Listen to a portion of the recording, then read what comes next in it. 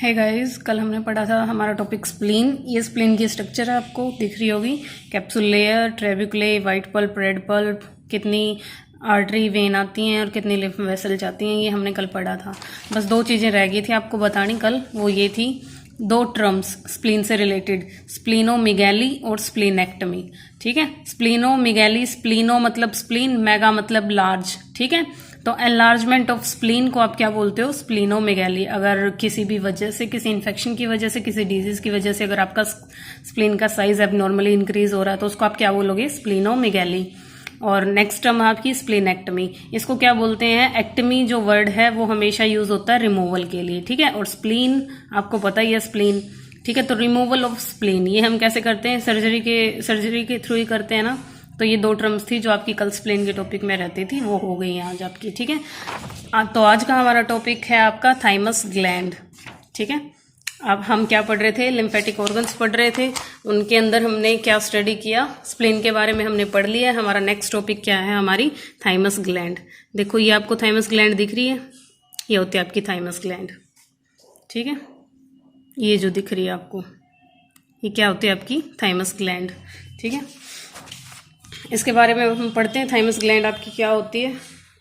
अगर आपसे पूछा जाए, थाइमस ग्लैंड आपकी दो फंक्शन प्ले करती है। ठीक है, प्राइमरीली तो ये एक लिम्फेटिक ऑर्गन की तरह काम करती है आपकी, और सेकेंडरीली ये एक एंडोक्राइन ऑर्गन की तरह काम करती है। जब आप एंडोक्राइन सिस्टम पढ़ोगे ना तो उसके अंदर भी आपको थाइमस ग्लैंड का जिक्र मिलेगा वहाँ पे। ठीक है, तो लिम्फेटिक ऑर्गन का काम करती है ये, प्लस एंडोक्राइन ऑर्गन का। एंडोक्राइन जो भी चीज़ें होती हैं उनका काम होता है हार्मोन रिलीज करना। तो यानी ये जो ग्लैंड है आपकी, ये लिम्फेटिक यानी लिम्फोसाइट्स भी होंगी इसके पास, प्लस ये हार्मोन भी रिलीज कर रही होगी। तो ये दो इसकी इंट्रोडक्शन है। ठीक है, तो ये कैसे कैसे ऑर्गन आपकी थाइमस ग्लैंड, लिम्फेटिक ऑर्गन है प्लस एंडोक्राइन ऑर्गन है। ठीक है, अब इसके बाद हम पढ़ते हैं इसकी लोकेशन कि ये कहाँ पे प्रेजेंट होती है। ठीक है, तो आपको दिख रही है इसकी लोकेशन, आप कुछ बता सकते हो ये कहाँ पे प्रेजेंट हो रही है आपकी? इसकी लोकेशन के अंदर आपने लिखना है anterior and superior anterior and superior to mediastinum and behind the sternum. ठीक है, मीडियास्टेनम का आपको पता क्या होता है? मीडियास्टेनम क्या होता है? Space between the lungs, lungs के बीच के स्पेस को आप क्या बोलते हो? मीडियास्टेनम। ठीक है, तो ये आपकी कहाँ प्रेजेंट होती है? मीडियास्टेनम के एंटीरियर में, और कहाँ? सुपीरियर में। ठीक है, मीडियास्टेनम के लंग्स के बीच के स्पेस को बोलते हैं। And behind the sternum, behind the sternum तो आपको दिख रहा होगा, ये स्टर्नम है आपकी, इसके पीछे ये प्रेजेंट होती है। ठीक है, और यहाँ पे आपके इस थोरेसिक कैविटी में लंग्स प्रेजेंट होते हैं, तो इन दोनों के बीच के स्पेस को क्या बोलोगे? मीडियास्टेनम। ये दिख रहा है, जैसे राइट लंग और लेफ्ट लंग दिख रहा है आपको, राइट लंग लेफ्ट लंग, इनके बीच के स्पेस को मीडियास्टेनम बोलते हैं। इस एरिया के अंदर आपकी क्या प्रेजेंट होती है? Thymus gland. और इसके मतलब एंटीरियर में प्रेजेंट होती है ये। ठीक है, इसके आगे क्या होगा? आपका स्टर्नम प्रेजेंट होगी। और कहाँ तक ये एक्सटेंड है? आगे आपका extend upward into the root of the neck. ठीक है, आपकी नेक देखो, ये आपकी नेक है, इसकी जो रूट है वहां तक ये एक्सटेंड होगी आपकी क्या? Thymus gland. तो इसकी लोकेशन आप क्या बताओगे? लोकेशन क्या है इसकी? Anterior and superior to mediastinum, behind the sternum and extend upward into the root of neck. ठीक है, तो उसके बाद बात आती है इसके वेट की, कि इसका जो वेट है वो एट बर्थ तो होता है आपका 10 to 15 ग्राम। ठीक है, लेकिन जैसे ये जो वेट है इसका थाइमस ग्लैंड का, ये तब तक बढ़ता है जब तक एक जो भी चिल्ड्रन है वो प्यूबर्टी की एज तक नहीं पहुंच जाता है। एट प्यूबर्टी इसका वेट मैक्सिमम होता है 30 to 40 ग्राम। ठीक है, लेकिन प्यूबर्टी के बाद इसका जो वेट है वो धीरे धीरे डिक्रीज होना शुरू हो जाता है। ठीक है, ये था इसके वेट के बारे में। नेक्स्ट है organ associated with your thymus gland. ठीक है, कौन कौन से ऑर्गन है जो आपकी थाइमस ग्लैंड के साथ एसोसिएटेड हैं? तो इसके एंटीरियर में आपको स्टर्नम दिख रही है। हमने क्या पढ़ा था इसकी लोकेशन में कि ये कहाँ प्रेजेंट होती है? Behind the sternum. तो अगर ये स्टर्नम के पीछे तो स्टर्नम इसके आगे है, तो एंटीरियर में आप क्या लिखोगे कि ये थाइमस ग्लैंड के एंटीरियर में आपकी स्टर्नम होती है। पीछे क्या होता है आपका? आयोटिक आर्क और ट्रैकिया। ये मैं आपको दिखाती हूँ। देखो ये आपकी थाइमस ग्लैंड है, इसके पीछे ये आर्क ऑफ अयोटा दिख रही है आपको, ये जो जा रही है आर्क ऑफ अयोटा, प्लस ये ट्रैकिया भी दिख रहा होगा। ठीक है, तो एंटीरियर में क्या लिखना आपने? स्टर्नम। पोस्टीरियर में क्या लिखना? आयोटिक आर्क और ट्रैकिया। सुपीरियर। अब इसके ऊपर देखो आप क्या है, इसके ऊपर क्या है आपका रूट ऑफ नेक होगी। इन्फीरियर यानी इसके पीछे क्या होगा आपका हार्ट होगा। और लेटरल दोनों साइड्स में क्या है आपके लंग्स। तो समझ आया, लेटरल में क्या है लंग्स, एंटीरियर में स्टर्नम, आपके इसमें पोस्टीरियर में आयोटिक आर्क और ट्रैकिया, सुपीरियर में रूट ऑफ नेक, इन्फीरियर में हार्ट। ठीक है, तो ये इसके क्या थे आपके organ associated with the thymus gland. Anterior में स्टर्नम, पोस्टीरियर में aortic arch, superior root of neck, inferior heart, laterally lungs.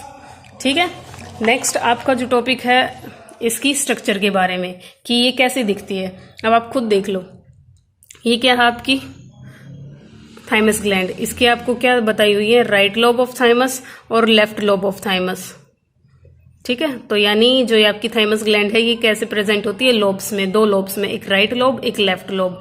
ठीक है, ये जो दोनों लोब हैं ये ज्वाइंट होती हैं एरियोलर टिश्यू से और ये कवर्ड होती हैं आपकी कैप्सूल लेयर से। ठीक है, ये दोनों लोब्स हैं ये जुड़ी भी होंगी और इनके ऊपर कोई कवरिंग भी होगी।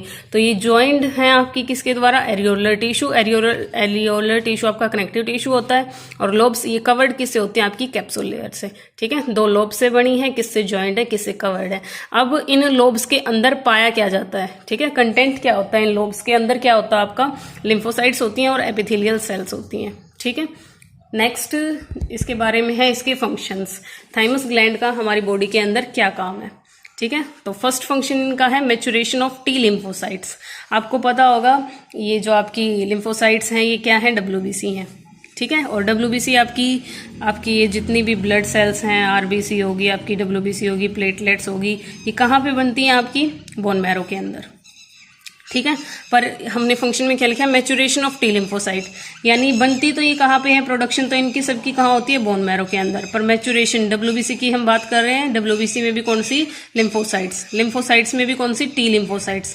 टी वर्ड जो है टी लिम्फोसाइट का वो टी थाइमस ही होता है। ठीक है, थाइमस इसलिए रखा गया है क्योंकि आपकी टी लिम्फोसाइट यही थाइमस ग्लैंड के अंदर आके मैच्योर होती हैं। ठीक है, थाइमस ग्लैंड इनको ऐसी स्पेशल पावर देती है कि ये खुद को बॉडी के अलग टिश्यू से पहचान सकें। ठीक है, यानी सेल्फ एबिलिटी इनको देती है कि ये कितने भी फॉरेन पार्टिकल हों उन सबको पहचान पाएंगी और एंटीजन से, एक स्पेसिफिक एंटीजन से एक टाइम पे लड़ पाएंगी। ठीक है, तो thymus gland in T cells को ऐसी स्पेशल पावर देता है।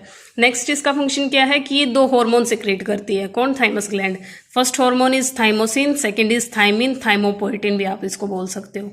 ठीक है, जो थाइमोसिन हार्मोन है ये हेल्प करता है आपकी मैच्योरेशन ऑफ टी लिम्फोसाइट्स में। ठीक है, मैच्योर यानी ये हार्मोन है जो हेल्प करेगा आपका, मैच्योर करेगा आपकी टी लिम्फोसाइट्स को, यानी थाइमस लिम्फोसाइट्स को। थाइमिन और थाइमोपोएटिन हार्मोन आपका क्या करता है, ये इनहिबिट करता है the secretion of ACH neurotransmitter. ACH यानी एसिटाइल कोलिन, ये एक न्यूरोट्रांसमीटर होता है आपका। न्यूरो मतलब नर्व, ट्रांसमिशन मतलब message transmission, nerve to nerve message को ट्रांसमिट करने वाला एक न्यूरोट्रांसमीटर होता है एसिटाइल कोलिन। इसकी सिक्रीशन को बंद करवाता है कौन, आपका थाइमिन। ठीक है, अगर ये थाइमिन एक्सेस में हो जाएगा तो ये क्या हो जाएगा आपका, ये वाला न्यूरोट्रांसमीटर बिल्कुल ही बंद हो जाएगा और जब इसकी डेफिशिएंसी होती है तो आपकी बॉडी में डिजीज होती है मिस्थेनिया ग्रेविस। ठीक है, ये आपका नर्वस सिस्टम के अंदर हम पढ़ेंगे क्या है myasthenia gravis, deficiency of ACH neurotransmitter. ये कब हो सकती है, जब आपका थाइमिन की जो सिक्रीशन है वो एक्सेस में हो जाए या फिर आपकी थाइमस ग्लैंड में ट्यूमर हो जाए। अगर उसमें ट्यूमर हो जाएगा तो ये हार्मोन ऑटोमेटिकली ही ज़्यादा बढ़ेगा, ये ज़्यादा बढ़ेगा तो ये इसको बिल्कुल ही बंद कर देगा और आपको डिजीज देखने को मिलेगी नर्वस वाली, मिस्थेनिया ग्रेविस। ठीक है, नेक्स्ट है आपका कि जब टी लिम्फोसाइट्स मैच्योर हो जाती हैं आपकी किसके अंदर, थाइमस ग्लैंड के अंदर, तो फिर ये क्या करती हैं, थाइमस ग्लैंड को छोड़ देती हैं। कहाँ एंटर करती हैं, आपकी ब्लड के अंदर। ब्लड के अंदर एंटर करती हैं जितनी भी टी लिम्फोसाइट्स, उनमें से कुछ तो लिम्फोइड टिश्यू के अंदर चली जाती हैं। ठीक है, बाकी कहाँ, ब्लड के अंदर सर्कुलेट करती रहती हैं और क्या प्रोवाइड करती हैं आपके, अगर ब्लड में कोई फॉरेन मटेरियल आता है तो वहाँ पे भी ये क्या कर सकती हैं, पहचानेंगी किसी भी फॉरेन मटेरियल को और उसके खिलाफ फाइट करेंगी। ठीक है, और लिम्फोइड टिश्यू, हर टिश्यू के अंदर ये आपकी चली जाती हैं और वहाँ पे रहती हैं अगर किसी टिश्यू के अंदर आपका वो आता है तो ये हमारा टॉपिक था थाइमस ग्लैंड से रिलेटेड। ठीक है, आई होप आपको समझ आया होगा। ये आपकी थाइमस ग्लैंड होती है। Thank you.